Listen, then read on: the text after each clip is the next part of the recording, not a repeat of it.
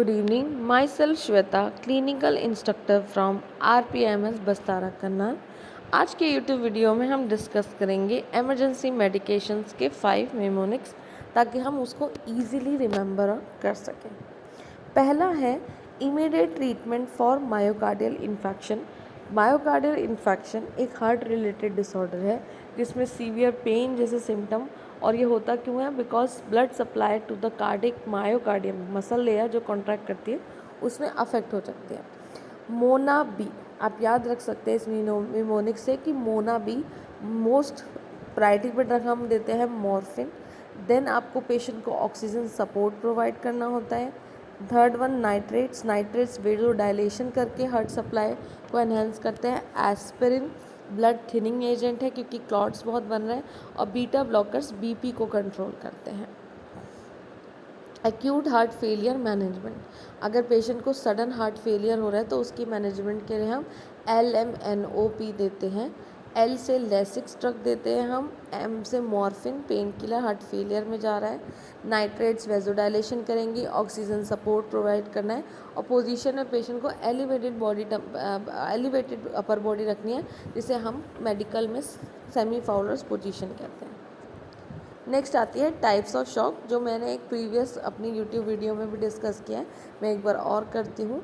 इसका मिमोनिक है RN champs. R से रेस्पिरेटरी शॉक, नियोजेनिक शॉक, C से cardiogenic, haemorrhagic, anaphylactic, metabolic, psychogenic, septic shock. Respiratory shock कब होगा कि रेस्पिरेटरी रिलेटेड इशू है तब पेशेंट शॉक में जा रहा है।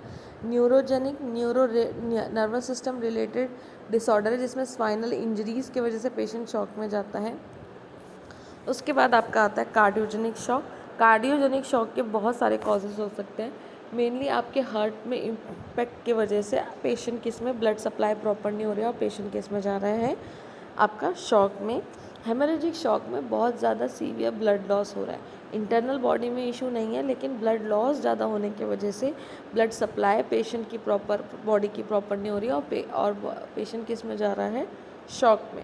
शॉक एक ऐसी कंडीशन है जिसमें आपकी बॉडी के जो बेसिक मेटाबॉलिक फंक्शंस है वो नहीं होते, जो टिश्यू परफ्यूजन है वो स्टॉप हो जाता है। उसके बाद आता है एनाफिलेक्टिक शॉक। एनाफिलेक्टिक शॉक आपका किसी भी एलर्जन से होने वाला शॉक आता है कि आपकी बॉडी हाइपरली रिएक्ट करती है इम्यून सिस्टम। मेटाबॉलिक शॉक की भी मेटाबॉलिक पॉइजनिंग की वजह से हो सकता है। साइकोजेनिक की पेशेंट का साइकोलॉजिकल इश्यूज़ की वजह से पेशेंट लाइक ईट नहीं कर रहा प्रॉपरली और अदर कॉजेज़ की वजह से पेशेंट शॉक में जा रहा है। सेप्टिक शॉक किसी भी इन्फेक्शन की वजह से हो सकता है कि वो किसी भी तरीके का बैक्टीरियल, वायरल, फंगल किसी भी तरीके का इन्फेक्शन हो सकता है। नाउ कॉजेज़ क्या होता है? सब एरेक्नॉइड हेमरेज। सब एरेक्नॉइड हेमरेज आपका कॉमनली होने वाला हेमरेज है जब हेड इंजरीज़ के केसेस आते हैं। सब एरेक्नॉइड स्पेस आपकी ब्रेन में आपकी मेनिंजेस होती हैं। मेनिंजेस का काम होता है ये एक प्रोटेक्टिव लेयर का फंक्शन भी परफॉर्म करती हैं, उसके साथ साथ ये प्रोटेक्शन का भी परफॉर्म करती हैं। इन मेनिंजेस के इंटीरियर ही आपका क्या होता है, हमारा जो एक CSF जो होता है सेरिब्रोस्पाइनल फ्लूइड वो आपका फ्लो कर रहा होता है। तो अगर उसमें हेमरेज हो जाता है तो उससे आपको ये उसके कॉजेस हो सकते हैं। बैरी एन्यूरिज्म, एक एन्यूरिज्म एक तरह की डिसीज़ है जिसमें एक टाइप है बैरी, उसके वजह से सब एरेक्नॉइड हेमरेज।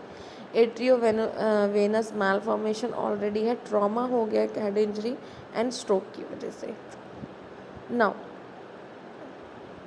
कॉजेज़ क्या होते हैं लाइफ थ्रेटनिंग चेस्ट पेन के, जिसको आप इजीली याद रख सकते हैं पैक्ट मैक। कॉजेज़ हो सकता है चेस्ट पेन के लिए pulmonary embolism, oesophageal rupture, tension pneumothorax, myocardial infarction, aortic dissection, cardiac tamponade. Now these mnemonics are easy to remember and I hope this will help you. Now please like, share and subscribe to our YouTube channel RPIT Academics. Thank you so much for watching.